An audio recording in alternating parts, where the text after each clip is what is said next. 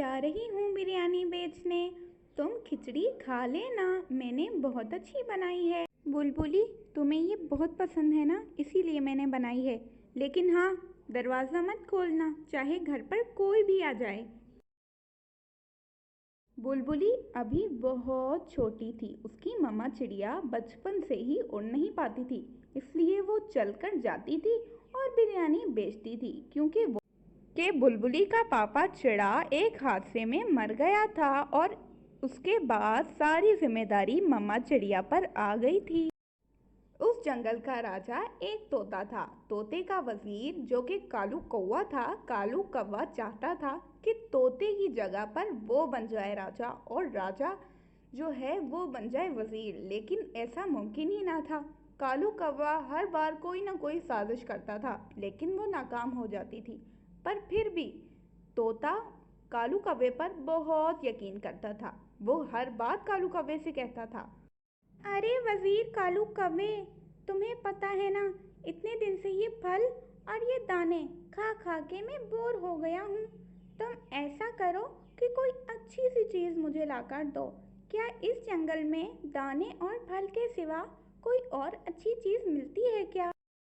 अरे हाँ महाराज, आप ठीक कह रहे हैं। मैं इस जंगल में एक बिरयानी वाली को जानता हूँ। उसकी बिरयानी मैंने भी खाई है। वो बहुत अच्छी बिरयानी बनाती है। मैं आपके लिए उससे बिरयानी लेकर आता हूँ कुछ दानों के बदले में।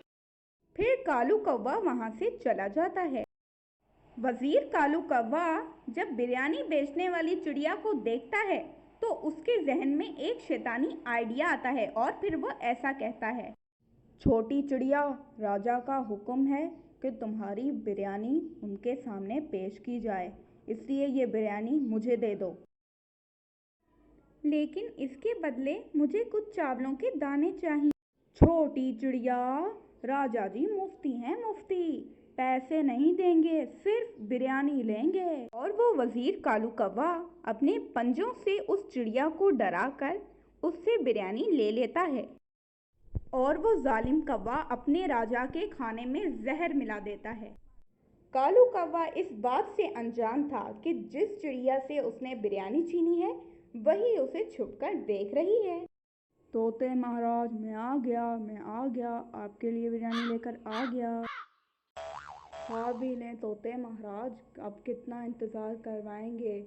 ला ला ला ला ला। खाना खाने के बाद राजा जी की तबीयत खराब हो जाती है और फिर कौवा कहता, अरे वाह, अब जंगल का नया राजा मैं हूँ, जाकर सभी पक्षियों को बता देता हूँ। पक्षियों, हमारे पिछले राजा इस दुनिया में नहीं रहे और हाँ, उन्होंने मरने से पहले मुझे ही इस जंगल का राजा बनाया है और अगर किसी भी पक्षी ने मुझे राजा मानने से इनकार किया तो उसे सख्त से सख्त दंड दी जाएगी।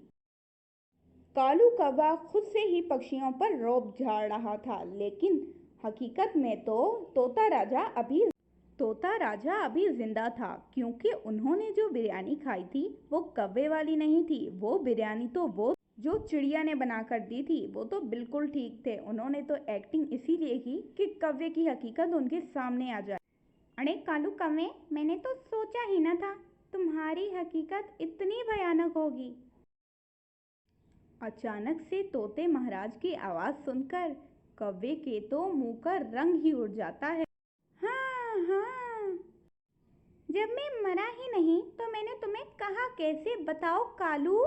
और फिर तोता राजा दरख्त की डाल से नीचे आ जाते हैं और फिर सभी पक्षियों से कहते हैं, दरअसल मेरे साथ जो हुआ था मैं तुम सबको अभी बताता हूँ। इस कालू कौवे ने मुझे मारने के लिए मेरे खाने में जहर मिलाया था, लेकिन उस चिड़िया ने ये सब कुछ देख लिया और फिर मुझे आकर सब कुछ सच सच बता दिया। मैं आज इस गद्दार कालू कौवे को फांसी दूंगा। अगर किसी को एतराज़ है तो मुझे बताओ। तोते राजा की इस बात पर कोई भी परिंदा कुछ भी नहीं कहता, क्योंकि सबको ये मालूम था कि कालू कौवा एक जालिम पक्षी था, इसलिए उसको सजाए मौत दी जा रही थी। तोते राजा, आप प्लीज़ मुझे माफ़ कर दें, मुझ पर रहम करें, मैं मरना नहीं चाहता। तोते महाराज, मैं आपके पास एक गुजारिश लेकर आई हूँ और आपको मेरी गुजारिश माननी होगी क्योंकि मैंने आपकी जान बचाई है। मैं आपके आगे अपने पंख जोड़ती हूँ कि आप इस कालू कौवे को माफ़ कर दें। चिड़िया, तुम जो मांगोगी मैं तुम्हें ज़रूर दूंगा, लेकिन अपने पंख पर पंख रखकर नहीं बैठ सकता। अरे टूनी चिड़िया, इस कौवे ने मुझे मारने की साजिश की है, इसे सज़ा ज़रूर दी जाएगी। अरे हाँ चिड़िया, तुमने बिल्कुल ठीक कहा, मैं इसको इस जंगल से निकाल देता हूँ। लेकिन अगर ये कालू कौवा दोबारा इस जंगल में आया तो मैं इसे बिल्कुल भी नहीं छोड़ूंगा।